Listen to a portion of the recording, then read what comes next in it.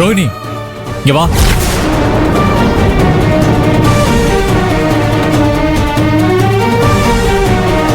ரோஹிணி வா. இங்க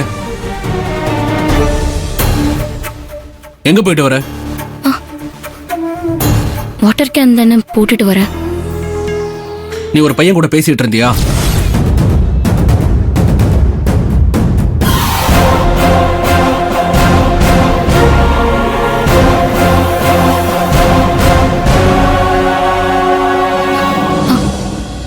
ஆமாண்ணே.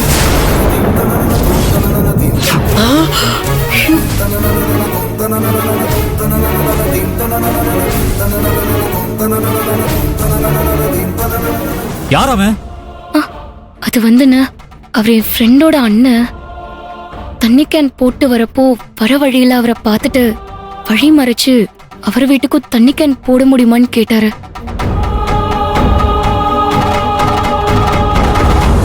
நான் என் அண்ணன் கிட்டயும் அண்ணி கிட்டயும் கேட்டுட்டு சொல்றேன்னு சொல்லிட்டேன்னு. ஏண்ணே, என்னாச்சு?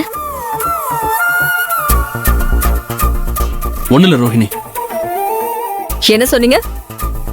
ரோஹிணி யாரோ ஒரு பையன் கூட கையை பிடிச்சு ரொம்ப நெருக்கமா சிரிச்சு பேசிக்கிட்டு இருந்தான்னு சொன்னீங்கல்ல. இப்போ உண்மை என்னங்கிறது உங்களுக்குமே வெட்ட வெளிச்சமா தெரியுதா? அவளோட ஃப்ரெண்டோட அண்ணன் யாரோ ஒருத்தர் வாட்டர் கேன் போடுறத பத்தி கேட்டிருக்காரு. அதுக்கு அவன் நின்னு மரியாதையா பதில் சொல்லிட்டு வந்திருக்கா. அதுக்கு நீங்க எப்படியெல்லாம் கண்ணு காது மூக்கெல்லாம் வச்சு கற்பனை கதையை உருவாக்கி எங்க ரோஹிணிய அசிங்கப்படுத்திருக்கீங்க.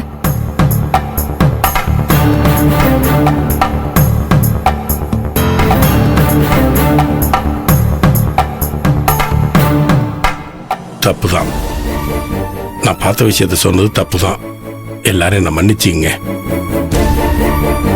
பேசுறது எல்லாம் பேசிட்டு இப்ப கையெடுத்து கும்பிட்டு மன்னிப்பு கேட்டா எல்லாம் சரியாயிடுமா?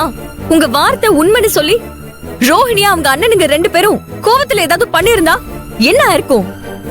அதுக்கப்புறம் நீங்க மன்னிப்பு கேட்டு ஏதாவது பிரயோஜனம் இருக்கா? ஏய், நீ வீணா பிரச்சனை பண்ணிட்டு இருக்க சத்யா. நீ எதுக்கு இப்படி கிடந்து ஆடிட்டு இருக்க? என்ன நீ இது அநியாயமா இருக்கு? ரோஹிணிய பத்தி தப்பா சொன்ன உங்க அப்பாவை தண்டிக்கிறத விட்டுட்டு ரோஹிணிய பத்தி சரியா புரிஞ்சுக்கிட்டு அவளை விட்டு கொடுக்காம சப்போர்ட் பண்ண சத்யா கிட்ட கோவப்பட்டு இருக்கீங்க. இந்த நியாயம் ரொம்ப நல்லா இருக்கு அண்ணி.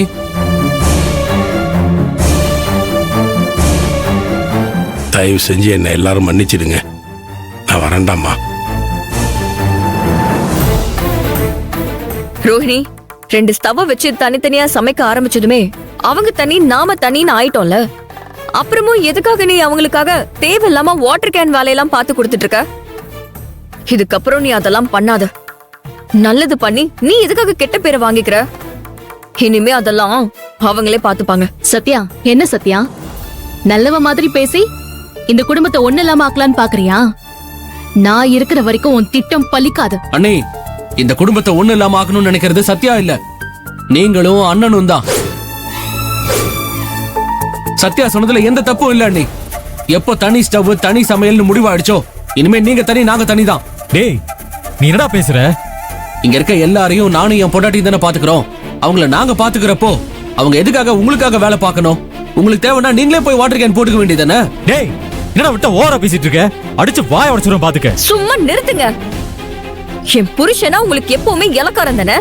எப்ப பார்த்தாலும் அடிச்சிருவேன் உதச்சிருவேன்ட்டு. அண்ணா, இப்ப சொல்றேன் தெளிவா கேட்டுக்கோண்ணா. கூட பிறந்தங்கிறதுக்காக நீ பண்றதெல்லாம் பொறுத்துக்கிட்டு நான் உனக்கு மரியாதை கொடுக்கலாம். ஆனா எனக்கு கொஞ்சம் கூட ஈவு இறக்கம் பார்க்காம கொலை பண்ண பார்த்தவங்களுக்கும் போலீஸ் ஸ்டேஷன் அனுப்பினவங்களுக்கும் நான் மரியாதை கொடுக்கணும்னு எந்த அவசியமும் இல்லைண்ணா. டேய், உனக்கு பால்ல தூக்க மாத்திர கலந்தது ஆதரவு இல்லடா.